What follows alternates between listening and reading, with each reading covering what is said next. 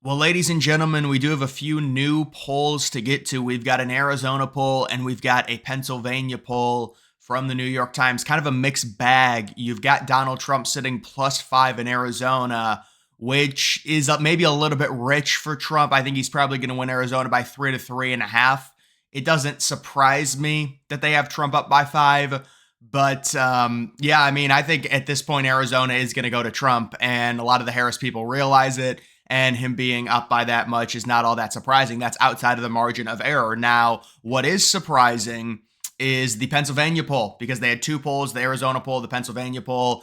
They do have Harris sitting +4 in Pennsylvania over Trump. I was able to get a glance at the crosstabs. Now, overall, in terms of the sample, it was 37% Democrat, 36% Republican, and then 24% independent. However, if you look, they asked them a question about who they voted for in 2020, and Biden won by 8 points over Trump. So the sample that they pulled that has Harris +4 here, I believe those same people said they were +8 for Biden. You could argue, well, maybe people have shifted. But at that point, to me, it's very hard to take this seriously. They also only had Trump winning men by 3 points. Seems extremely, extremely unlikely. Another thing is we are seeing seniors go to Harris. Harris was winning seniors by 6 points, which is funny because it's like they always gaslight conservatives about being just older racist people, yet they take seniors by 6 points. If Trump was winning seniors by 6 points, he'd be leading all these polls. And I don't think Harris is necessarily going to win seniors by 6 points in Pennsylvania, although we have seen a number of polls that suggest she's going to win 65 and older. I think in looking at this, men are going to go for Trump, especially in swing states, by more than 3 points. You look at the crosstabs, you look at the 2020, who did you vote for? You've got Biden +8. I know things can shift. It's hard to necessarily say, well, if they were +8 for Biden, that's a +8 Dem sample, because again, it's going to shift a little bit. And there's Democrats becoming Republicans.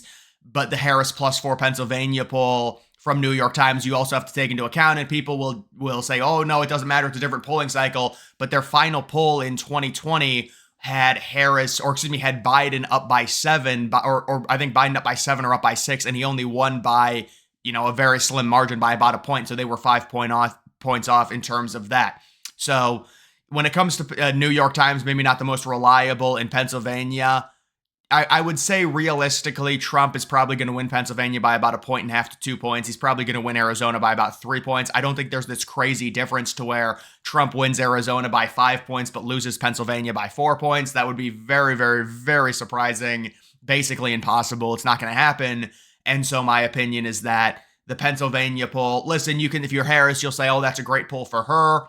But I mean, at the end of the day, at what point, if you're a liberal, do you have to start thinking this is a little bit of fool's gold? I'm sure they loved all the polls they got. And technically they did win Pennsylvania in 2020, but when you're up by 7 and you win by 1, that's a 6-point error from this pollster in the same state. I don't know how much you can really take into account when it comes to that. You also do have these rallies are crazy. So Trump at Coachella today, California, it's going to be a huge rally. People are saying, I don't know what the actual estimation is. I know someone that I talked to that was going to the rally said it's going to be thousands on top of thousands on top of thousands. This was an Aurora, Colorado rally that really wasn't even that big. It was a Friday rally at 1 o'clock Mountain Time, and you've got people, the sun hasn't even rose at that point yet. And you have people going to this rally on a Friday at lining up at 6 a.m. in the morning for a rally that starts at 1 o'clock Mountain Time on a Friday. So the craze for Trump right now when it comes to these rallies, that's why Trump's trying to take advantage of this. And if I were Trump, I'd try to have every Saturday a rally over 100,000 people where you put them all, just surrounding you in an outdoor space, and you just have massive, massive rallies. And I think that's what Trump is doing, and it's huge. And you look at the comparison, Trump versus Kamala, in terms of the events, the campaign events, it isn't even close. Trump has basically doubled her up. You also do have this data, mail-in voting way down across battlegrounds, bad news for Democrats. And certainly looking at, the reason I don't talk a ton about mail-in voting is because it's so hard to gauge how positive this is for conservatives. Now, obviously, you look at this, you see minus 24% in Michigan, minus 36% in Pennsylvania, Wisconsin, minus 59%, North Carolina, minus 75%, Georgia, minus 84%. I would imagine a lot of these numbers being this, maybe if this is tracked to the same date, then I guess it is down a ton. But The reason you can't put a ton of stock into this is because there's a lot of liberals that are going to be in-person voting this time. In 2020, they did a lot of early. I mean, there were so many liberals. It feels like most of them did the early voting, did the mail-in, and now a lot of them are going to do in-person. However, I do think there is something to the lack of enthusiasm within the Kamala Harris campaign. Just take for context the fact that she's not barely doing any rallies, and it's not even like liberals are angry at her.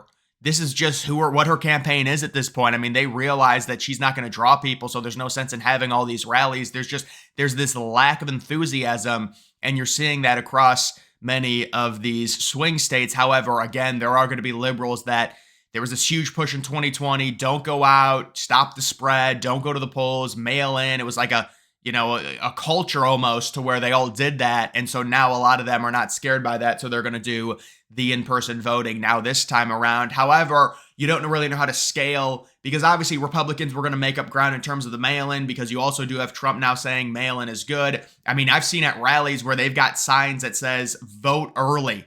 So they're fully embracing this and they should embrace it. I mean, the idea that you would restrict yourself to say, oh, I can only go to the polls this day. What's the purpose of that? Just make sure you vote. The bottom line is you vote. It really doesn't matter which way you do it at this point.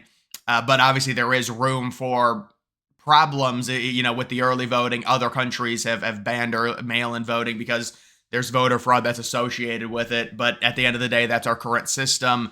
And until Republicans get control of all three chambers, you're not going to be able to make radical changes within that to ensure safe elections. But this is why Trump is going to California, trying to get the House. You have to get all of them. It makes it so much easier to pass legislation like that could safeguard the elections. And it's something that I'm sure Trump would do if he can win. We know the Republicans very likely to win the Senate, and then the House is like a 40 to 45% chance. But Trump is going for the kill shot with these rallies in New York and these rallies in California.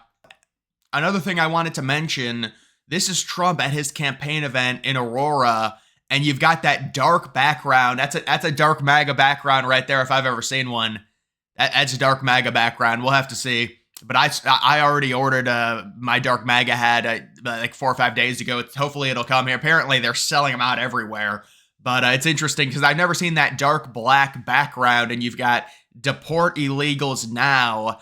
It's crazy how much Trump can really embrace that when you think about it, because it was deemed racist back in 2016 or 2020. Now, because it's kind of widely regarded as the independent thought that independents are fine with deporting illegals and having a strong border.